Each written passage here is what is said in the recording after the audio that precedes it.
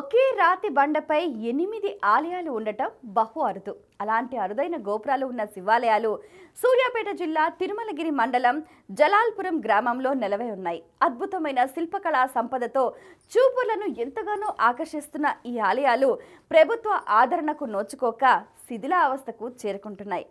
అపురూపమైన చారిత్రక సంపద గురించి బాహ్య ప్రపంచానికి తెలియచేయాలనే ఒక సత్సంకల్పంతో జలాల్పురం ప్రాచీన దేవాలయాలపై బిగ్ టీవీ ప్రత్యేక కథనం.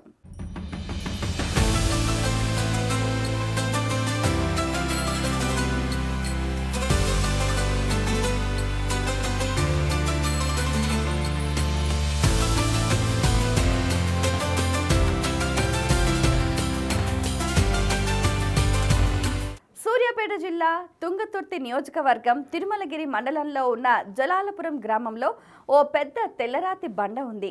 ఆ బండ మీద దూరం నుంచి చూస్తుంటే 8 గోపురాలు వరుస పంక్తిలో కనబడుతూ ఉంటాయి. దగ్గరకు వెళ్ళి చూస్తే అద్భుతమైన శిల్పకళా సంపదతో కేవలం రాతితోనే నిర్మితమైన 8 శివలింగాలతో కూడిన శివాలయాలు మనకు దర్శనమిస్తాయి.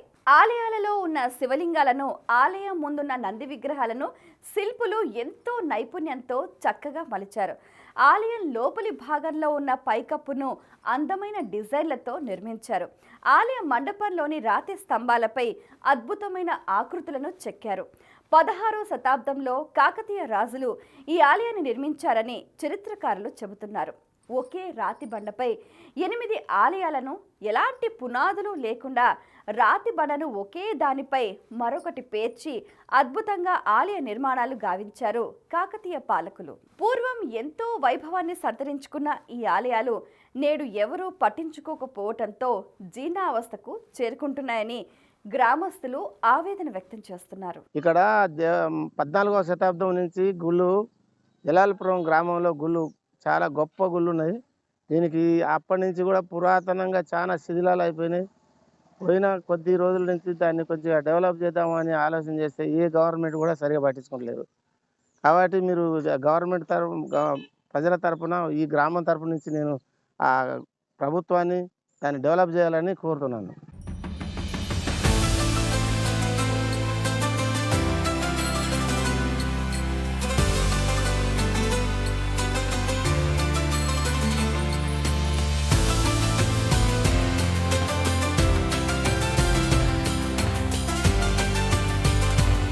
మాది ఒక 1500 2000 సంవత్సరాల పురాతనమైన దేవాలయం మాది. కానీ డెవలప్మెంట్ జరగక చాలా రోజులు అభివృద్ధి జరగలేదు.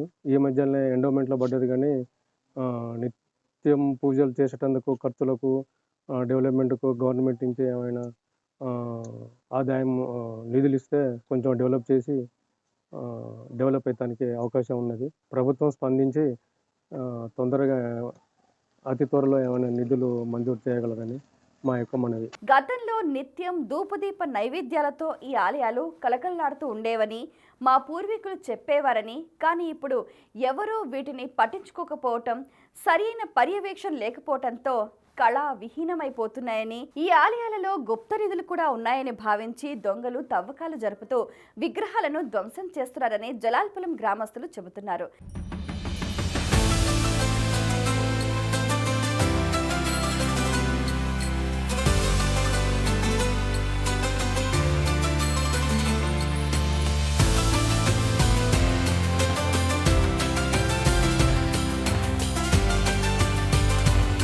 రెడ్డి రాజుల వంశంలో జరిగినదని కొంచెం చరిత్ర ఉంది దీనికి. తర్వాత ఈ గుడిలో 8 లింగాలు ఉంటవి, అష్టలింగాలు.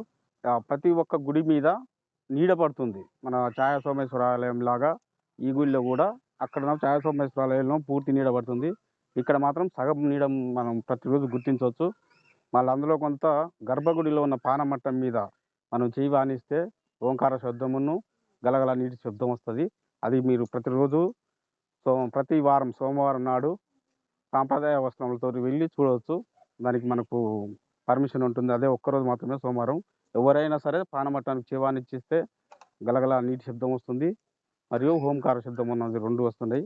వినాల్సిన వాళ్ళు ఎవరైనా ఉంటే సాంప్రదాయ వస్త్రములు ధరించి గుళ్ళోకి వెళ్ళవచ్చు.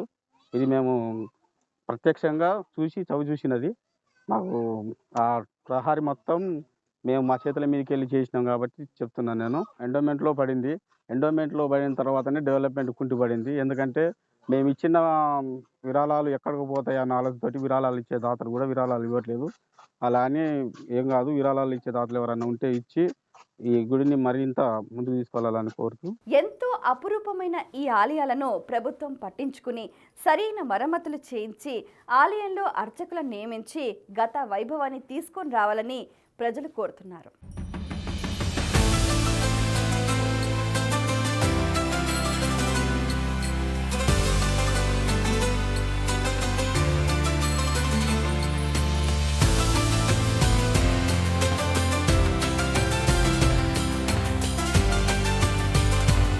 జలాలపురం శ్రీ అష్టలింగేశ్వర మల్లికార్జున స్వామి ఆలయం వెనకటి నుంచి సుతా మా తాత నాడు సుతా గుళ్ళు అనేది ఎవరు వచ్చి సుతా చూసి పూడవుతుంది.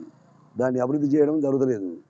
దాని గురించి ముందుబడి ఊళ్ళో అందరం ముందుబడి కొంత సందాలు సోల్ చేసి డెవలప్మెంట్ చేసుకున్నాం. ఈ లోపల ఎండోమెంట్లో పడ్డదని అన్నారు. ఎండోమెంట్లో పడ్డది కానీ ఒక రూపాయి సహకారం జరుగుతలేదు. దానికి అభివృద్ధి ఏం చేయట్లేదు.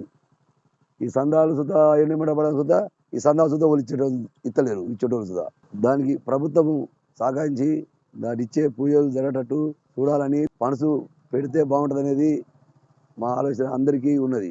సూర్యాపేట జిల్లాలో ఎంతో అద్భుతమైన శిల్పకళా సంపదతో కూడుకొని ఉన్న ఆలయాలు అనేకం ఉంటాయి. కానీ వాటి గురించి పట్టించుకునేవారు లేక అవి శిథిలావస్థకు చేరుకుంటున్నాయి. పూర్వీకులు మనకిచ్చిన అతి విలువైన చారిత్రక సంపదను కాపాడాల్సిన బాధ్యత ప్రభుత్వంపై, పాలకులపైన ఎంతైనా ఉంది.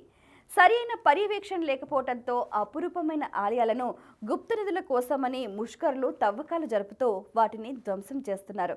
చారిత్రక సంపదను కాపాడుతూ వాటిని భావితరాలకు అందించవలసిన గురుతర బాధ్యత పాలకులపైన ఎంతైనా ఉంది. అపురూపమైన శిల్పకళా సంపదను కలిగి ఉన్న జలాలపురం శివాలయాలను అభివృద్ధి చేసి పునర్వైభవాన్ని తీసుకురావాలని బిగ్ టీవీ మనసారా ఆకాంక్షిస్తోంది.